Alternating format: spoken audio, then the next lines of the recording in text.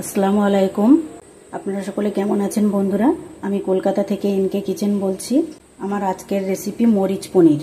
এই মরিচ পনির বানাতে আমার লাগছে 250 গ্রাম পনির কিউব করে কাটা, কাঁচা লঙ্কা বাটা, ছোট এলাচ বাটা, 4টে কাঁচা লঙ্কা, গোটা গোলমরিচ গুঁড়ো করা, আদা রসুন বাটা, লাগবে একটু চিনি, 100 গ্রাম টক দই। টক দইটা আমি জল ঝরিয়ে নিয়েছি। আর এখানে নেব 3 টেবিল চামচ সাদা তেল। আর লাগবে লবণ, ফোড়নের জন্য গোটা জিরে, ছোট এলাচ, তেজপাতা। চলুন বন্ধুরা এবার রান্নাটা শুরু করি। এখন প্রথমে আমি এই কিউব করে রাখা পনিরের মধ্যে লঙ্কা বাটা 1 চা চামচ, আদা রসুনের পেস্ট দিচ্ছি উঁচু উঁচু করে 1 চা চামচ,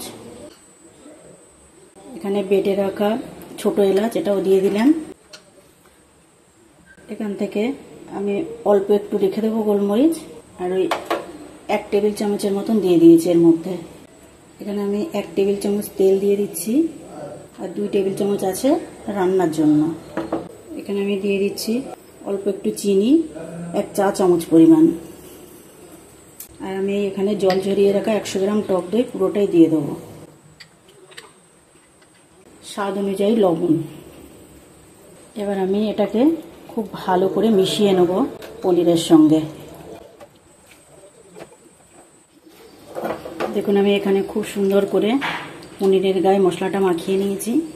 এবার আমি এটা ম্যারিনেট করে রাখা পনিরটাকে 30 মিনিট রেস্টে রাখবো। ফিরে এসেছি 30 মিনিট পর। এবার গ্যাসটা জ্বালিয়ে আমি এখানে একটা কড়াই বসিয়ে দিয়েছি। কড়াইটা গরম হয়ে গেছে। এবার এর মধ্যে আমি দিয়ে দিচ্ছি 2 টেবিল চামচ সাদা তেল। তেলটা গরম হয়ে গেছে। এবার আমি এর মধ্যে অল্প একটু চিনি দিয়ে দিচ্ছি। এই চিনিটা দিলে কালারটা খুব সুন্দর আসে। চিনিটা গলা পর্যন্ত অপেক্ষা করব। চিনিটা এখানে গলে গিয়েছে তেলের মধ্যে।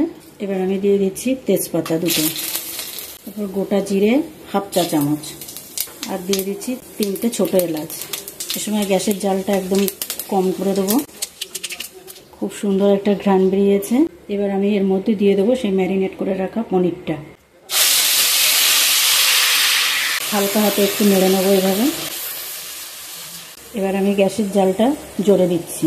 এভাবে আমি হালকা হাতে নাড়তে থাকবো মশলার গন্ধটা চলে যাওয়া পর্যন্ত। দেখুন এটা 5-7 মিনিট নাড়ার পরে মশলাটা পুরো তেল ছেড়ে দিয়েছে। এবার আমি এর মধ্যে 1/2 কাপ গরম জল দিয়ে দিচ্ছি। এবার আমি একদম গ্যাসটা আস্তে দিয়ে 10 মিনিট ঢাকা চাপা দিয়ে রাখবো। এই সময় আমি স্বাদটা একটু চেক করে নেব। সামান্য একটু মিষ্টি লাগবে। ছোট চামচের 1/2 চামচ মতন দিয়ে দিলাম একটু চিনি। এবার আমি এটাকে ঢাকা চাপা দিয়ে রেখে দেবো 10 মিনিট। ফিরে আসছি 10 মিনিট পর।